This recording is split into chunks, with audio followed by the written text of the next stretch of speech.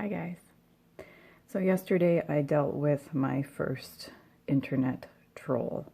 Now I've seen them on in other comment sections before, but I've never actually personally dealt with one. And there is a difference between a, polite commenter that would say things like, "Hey, I think you're headed down the wrong path," or "I think that, your type may be different than you're perceiving." There's a difference between that and someone that goes into comments and starts attacking commenters and attacking creators. And yeah, I tried, of course, to deal with it respectfully, and that just wasn't working. And this particular person, very sad situation when you think about it. They are out to just find as many people as they can and prove them to be wrong and whatever. If I'm wrong in what I'm talking about, I'm just talking out of my own heart and my own knowledge of things, and that is limited, of course, because I am a human. And yeah, but it's interesting because I've really had my eye on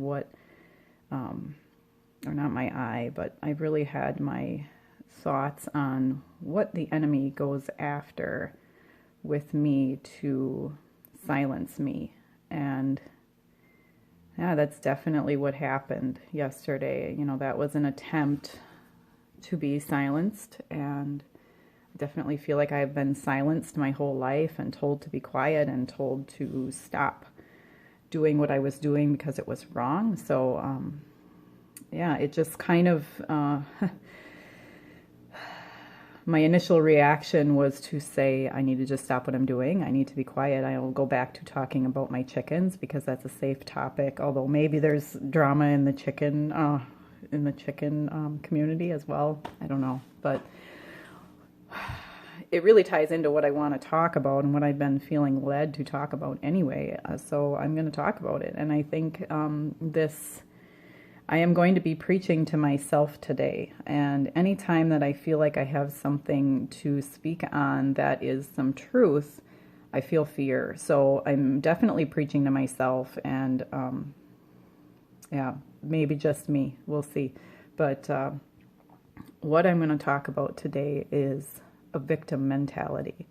And I have definitely in my life taken on a victim mentality. I have decided that the way I was made and the way that I processed made me a victim of my circumstances, a victim of my personality, a victim of my own mind, and an easy target for the enemy and for mean-spirited people to attack. And, having depression and having social anxiety and having, that all ties into it and that all feeds it. And I definitely have used depression as an excuse for a lot of behaviors. And I want to call myself and call us out to no longer see ourselves as victims of our circumstances, of victims of our, own brains, of our cognitive functions. And, I'm going to just list off some excuses that I make and then try to speak some truth into them. So some excuses that I make is I am not going to speak the truth to people because they will misunderstand me. And that's an excuse that I've made, and I have allowed myself to be silenced because, people have misunderstood me, and people are going to misunderstand us. But we were not given the unique combination of being able to see things in people. We were not given the ability to feel someone else's emotions when we are near them, and the combination of having insight and intuition into what was going to happen. We were not given that to be silent. We were given that to see into people, see into their souls, and be able to speak truth to them.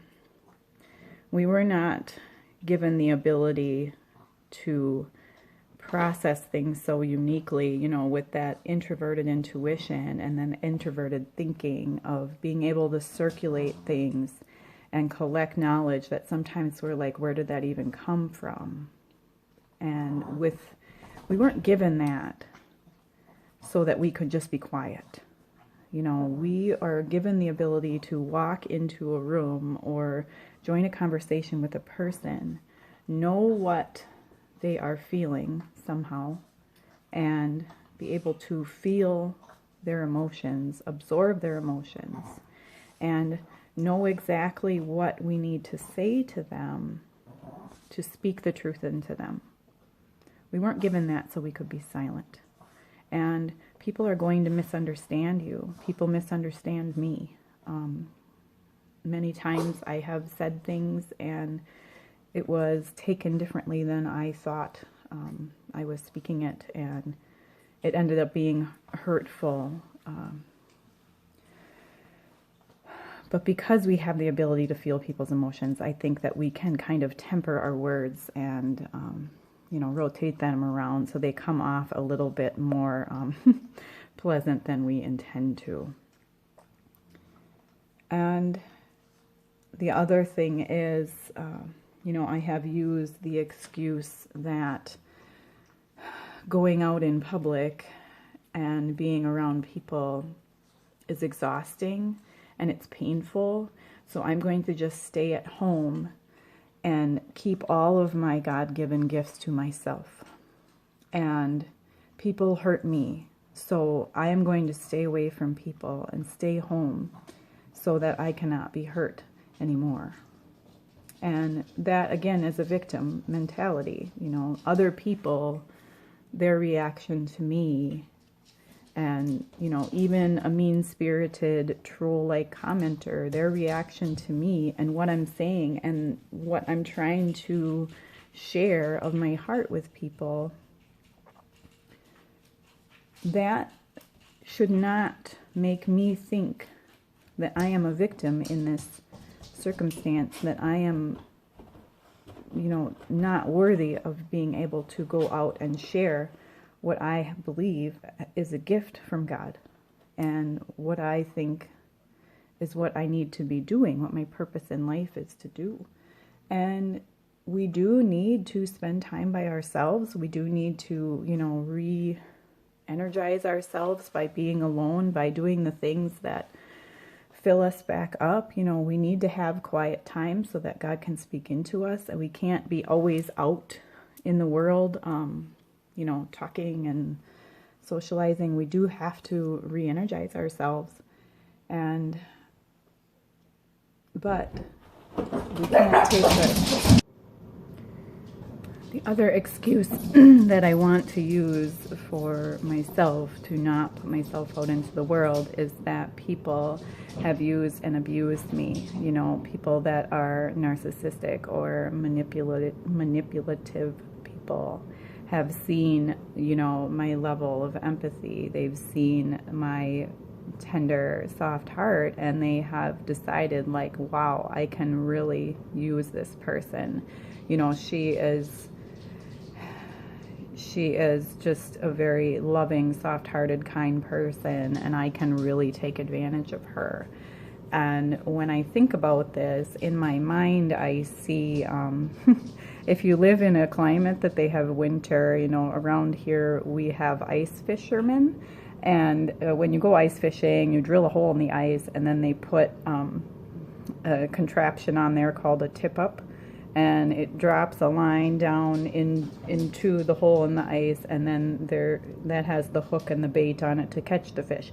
But then there's a flag that once that fish bites on that bait and pulls it, that flag pops up. So we do have a great capacity for empathy. We have a great capacity to see and feel the hurts in the world and the hurts in people. But we also have this, you know, this intuition and this tip-up red flag system built into us that we can see the red flags in a relationship. So I can't use the excuse that I can't put myself into friendships. I can't put myself into relationships because I'm going to be a victim of narcissists, because I have this tip-up system. And once we see, you know, those red flags popping up, it's time to say, wait a second. There's a red flag. That tip-up popped up, you know, that fish that wants to eat, you know, eat away at all of the things that we are gifted with. We need to notice those red flags. And when our boundaries are being crossed over and over, we need to notice those red flags that are popping up, those tip-ups that are popping up all over the ice, because we can be easily taken advantage of. But you can't decide, and I can't decide, that I am going to be a victim in all my relationships, so then I can't have any relationships. You know, I'm just meant to be a lonely person, and I am just, you know, a victim of my emotional state and my circumstances, and I'm going to forever be lonely. You know, I can have healthy relationships. We can have healthy relationships. We just have to be aware of those red flags, and when they start popping up all over that frozen lake, we have to be aware of that, and we have to use that, you know, that gift of intuition that tells us this person is bad and this person is not out to, you know, have a relationship with me that is going to be mutually beneficial. They are out for themselves. And I have spent a lot of my life feeling like no one loved me, and I have refused to accept the love of the people that did love me, because, you know, just because of certain things that I decided as a young child, you know, just because of the things that I decided as a young child, that I wasn't lovable and that no one loved me as an adult, and I made myself a victim of an unlovable life. That even though I was being shown love by people, and that I wasn't worthy of it, and I wasn't accepting of it. So I think it's time for us, it's time for me, you know, to take the gifts that I've been given, to take the way that I've been created, stop making myself into this poor, sorry victim of a person, and be strong in the way I was created, to be strong in the things that the world sees as odd, that the world sees as weird, that they want to silence. You know, I don't think that we were given this, you know, odd combination of traits for us to be quiet.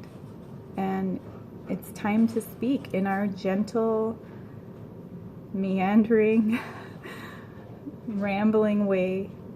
It's time for us to speak.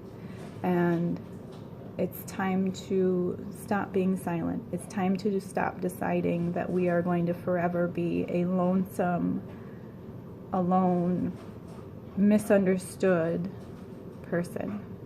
That we are strong, and we have gifts for the world, and we are precious, and there are people that love us. You know, I had to tell that, like, child in myself, that even though as a child I felt unloved, that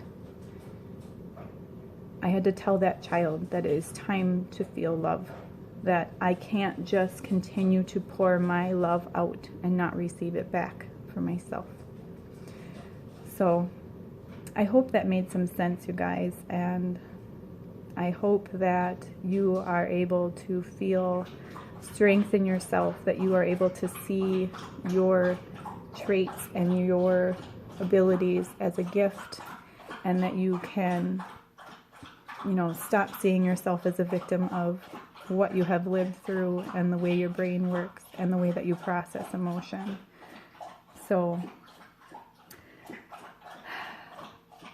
thank you, guys.